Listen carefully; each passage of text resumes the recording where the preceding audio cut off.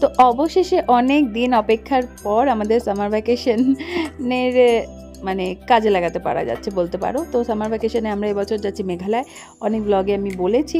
তো ফাইনালি আজকে সেই দিনটা এসে গেছে। আমরা একদম সকালবেলা আর্লি মর্নিংয়ের ফ্লাইটে বলতে পারো পৌঁছে গেছি কলকাতা থেকে গুয়াহাটি এয়ারপোর্টে। এত সুন্দর সাজানো, কি বলবো, না দেখলে বিশ্বাস করতে পারতাম না। মানে ওখানে এত ফটো তোলা হয়ে গেল, এত সুন্দর। বেশ ছোট্ট একটা এয়ারপোর্ট, বাট এত সুন্দর করে সাজানো গোছানো। তো যাই হোক, প্রচুর ফটো তুললাম, ভিডিও করলাম। তারপর আমরা বেরিয়ে পৌঁছে গেছিলাম একটা গেস্ট হাউসে, যেটা আমরা 2-3 ঘন্টার জন্যই নিয়েছিলাম, কারণ আমরা আজকে যাব কামাখ্যা মন্দিরে। কামাখ্যা মন্দিরে যতটুকু আমি ঘুরে বেরিয়ে যতটুকু জানতে পেরেছি সেটুকু অভিজ্ঞতা আজকে তোমাদের সাথে শেয়ার করব। তো আমরা গুয়াহাটিতে পৌঁছে যেরকম বললাম একটা গেস্ট হাউসে 3-4 ঘন্টার জন্য স্টে করেছিলাম। জাস্ট আমরা স্নান করব বলে, ফ্রেশ হব বলে নিয়েছিলাম লাগেজ রেখে। তারপর আমরা চলে গেছি মন্দিরে।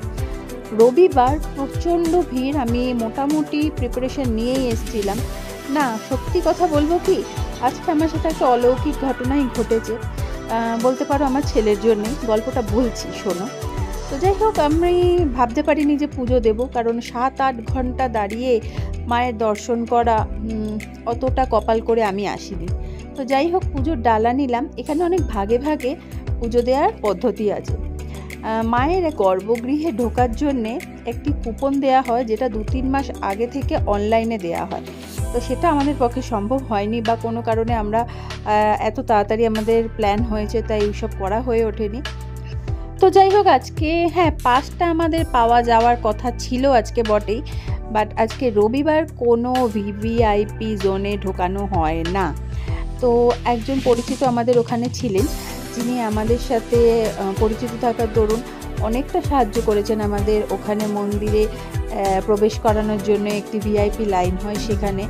তো আমাদের খুব একটা সময় লাগেনি। মায়ের মূর্তি দর্শন করার একটি আলাদা মন্দির আছে, যেখানে তুমি মায়ের মূর্তি দর্শন করবে।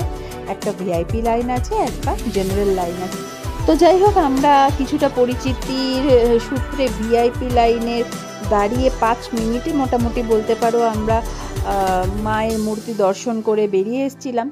কিন্তু মনটা না খুব খুঁতখুত করছিল যে বহু লোক 8 ঘন্টা 9 ঘন্টা ধরে দাঁড়িয়ে আছে একটু গর্ভগৃহে ঢোকার জন্যে, কিন্তু আমরা কিন্তু যেতে পারিনি। যাই হোক, সময়ের অভাবে বলো, বা আমার সাথে একটা ছোট বাচ্চা আছে সেই অভাবে। তো যেরকমটা বলছিলাম যে মায়ের মূর্তি দর্শন শুরু হয়েছে, তারপর আমরা পুজো দিয়ে দাঁড়িয়ে তাও ভাবলাম যে আবার অন্য এক সময় এসে মনকে কোনো রকমের সান্ত্বনা দিয়ে যে কোনো এক সময় এসে আমরা মায়ের গর্ভগৃহে ঢুকবো। তো দাঁড়িয়েছি, এমনই সময় একজন পুরুষ মশাইয়ের সঙ্গে আমাদের আলাপ হয়। ওনাকে বলি যে আমার ছেলে খুবই ঠাকুর ভক্ত, তোমরা জানো যে দূর সত্যিই খুব ঠাকুর ভক্ত। তো ও মোটামুটি সব ঠাকুর নিয়েই মোটামুটি ও জানা আছে, গল্প পড়ে বা যাই হোক। তো ওর কথা শুনে ভদ্রলোক হঠাৎ ওনার কি মনে হলো, তো ওনার দুনকে খুব পছন্দ হয়, আর উনি বলেন যে আমাকে বলেন যে তুমি ছেলেকে নিয়ে চলো আমার সাথে।